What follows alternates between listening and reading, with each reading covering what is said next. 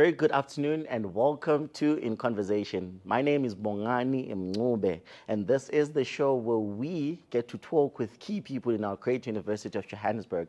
And joining me today to talk more about the Postdoctoral Research Fellows is Dr. Tshepo Moloi. Dr. Tshepo, welcome to the show.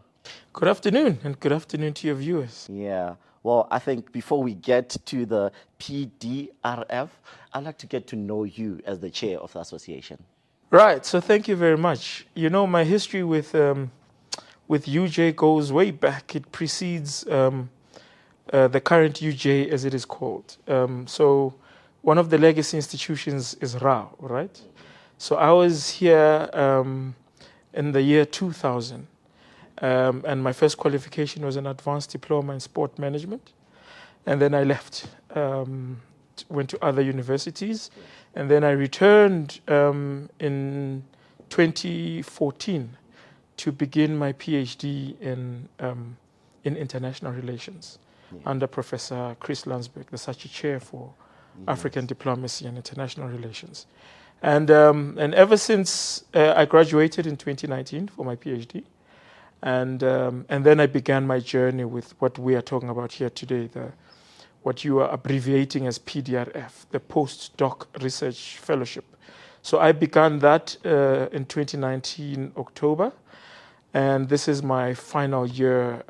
Initially, I started it with the Johannesburg Institute for Advanced Studies, GS, and then I shifted. COVID happened, and that basically gave me an opportunity to shift to the Ali Mazrui Center for Higher Education Studies, AMCHES, which is in the Auckland Park campus. Yeah, so that's me in an executive summary.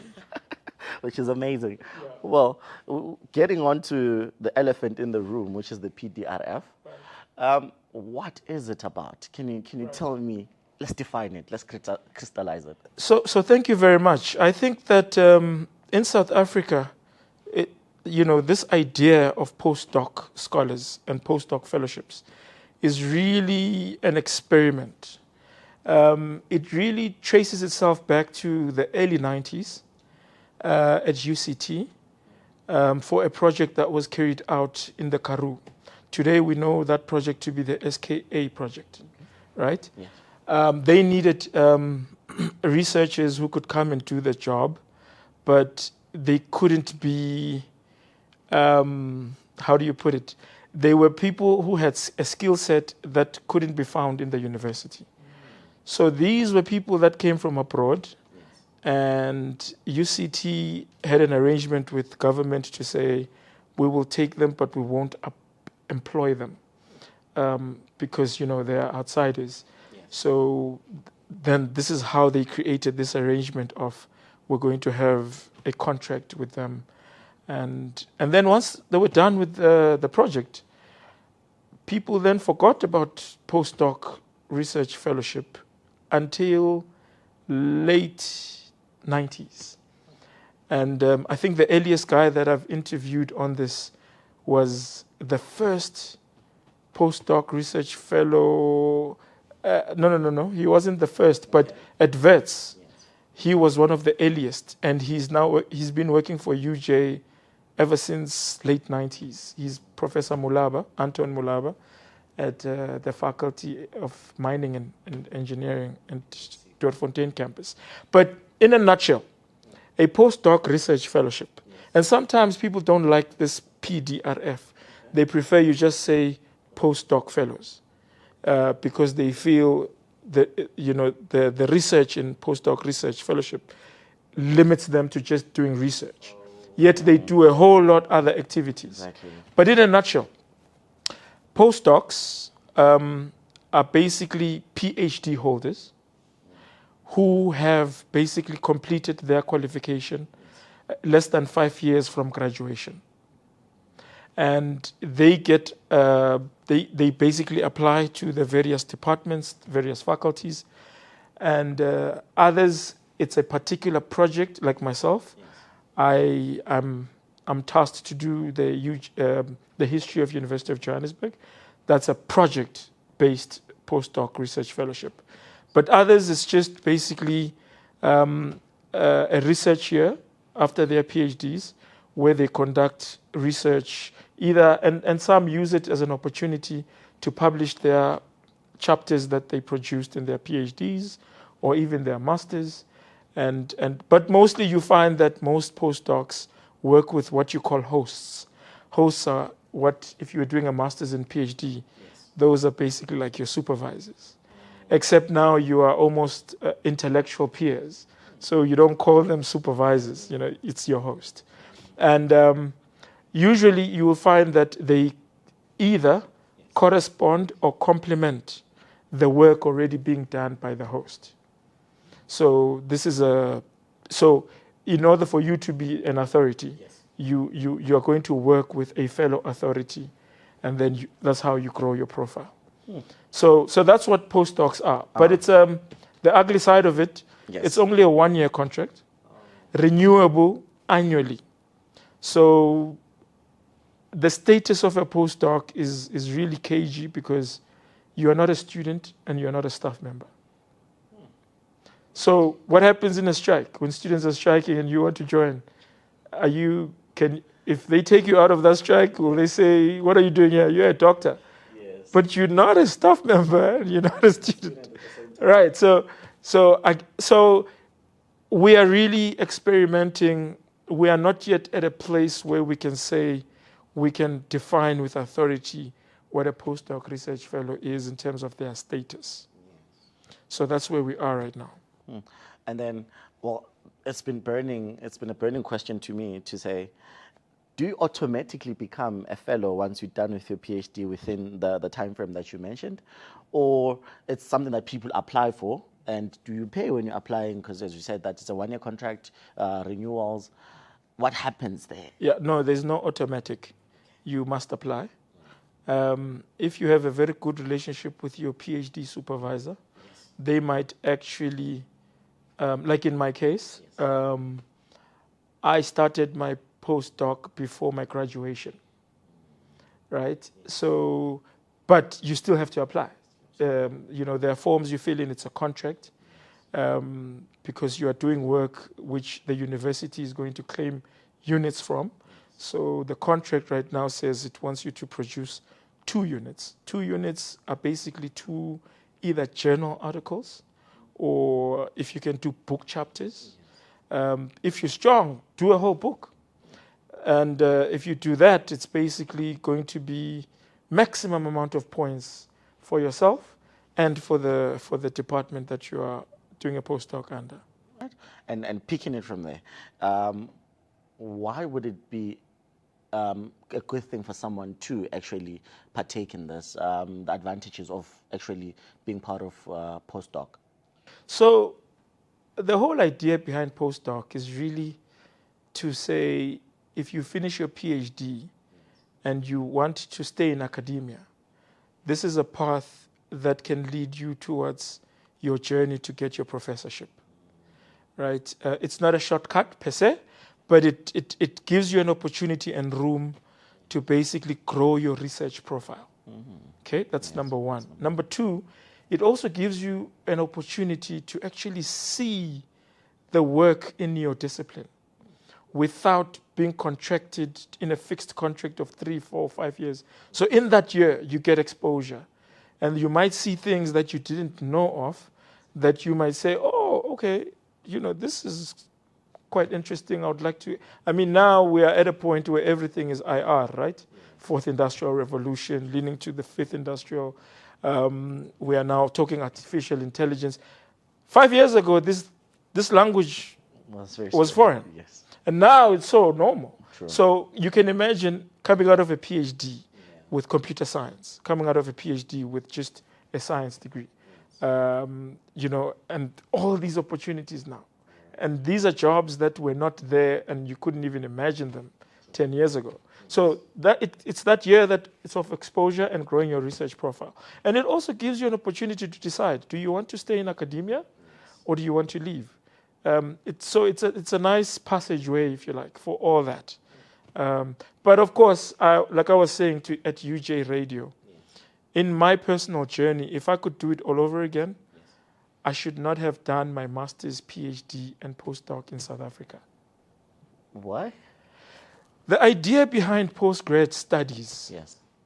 is that you need to grow your horizons. You can't be telling us you did a degree, an honors, and a master's and PhD in South Africa if you're a South African. The world is small now.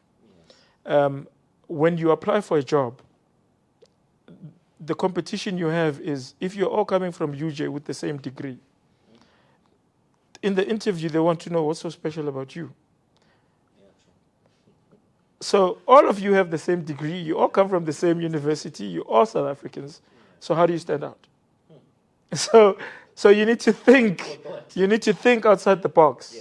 And like I'm saying, the word postgrad is really to say you are now not bounded and limited to the boundary of your nation. You now are international. By the way, do you know that an honors is it's an apartheid qualification? There is no honors qualification anywhere in the world, but in South Africa. I had a conversation with a friend about that. I went to Botswana 2 years ago, and when we got there, I was doing my honors at the time. I'm like, I'm doing honors. Like, what's that? Yeah, they don't understand, what you're talking about. So it was strictly started under apartheid with the idea of exit. So if you do an advanced certificate or advanced diploma, it's a 1-year course. Then you exit to go now do the degree. Do the 3-year degree, exit to do the honors.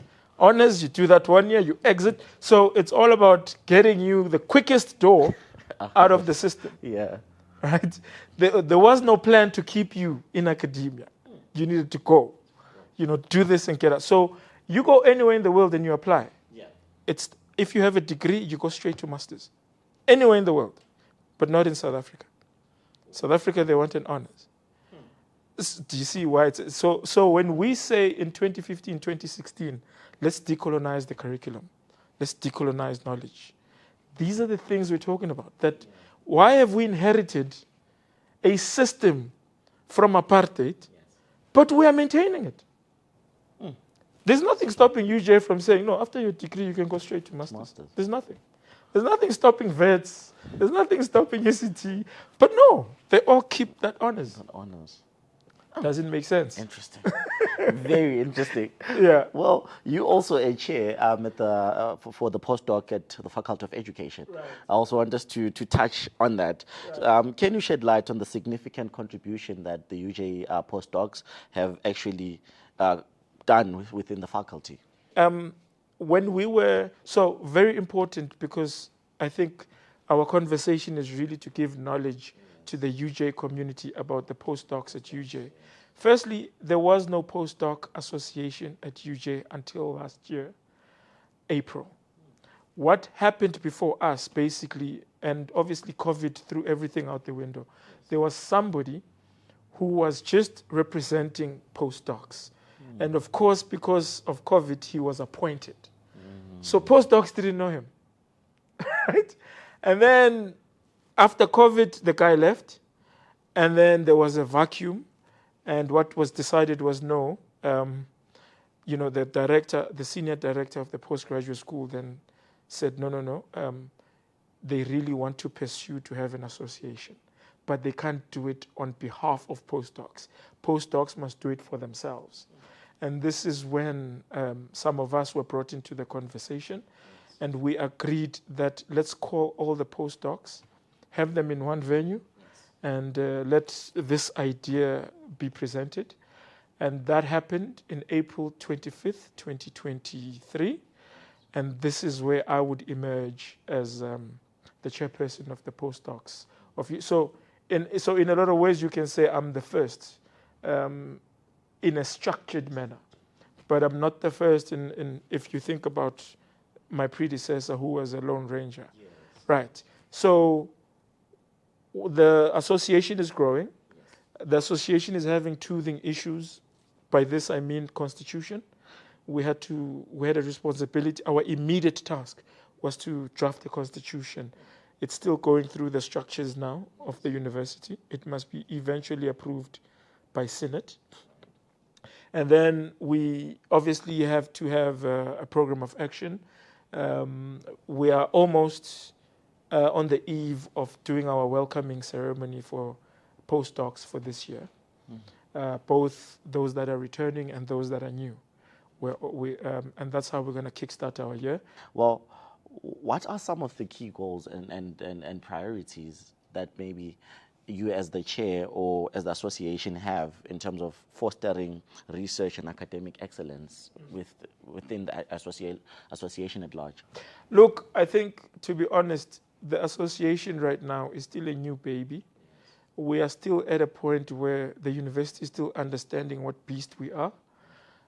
We can't be claiming to be doing things that, for lack of a better word, punching above our weight.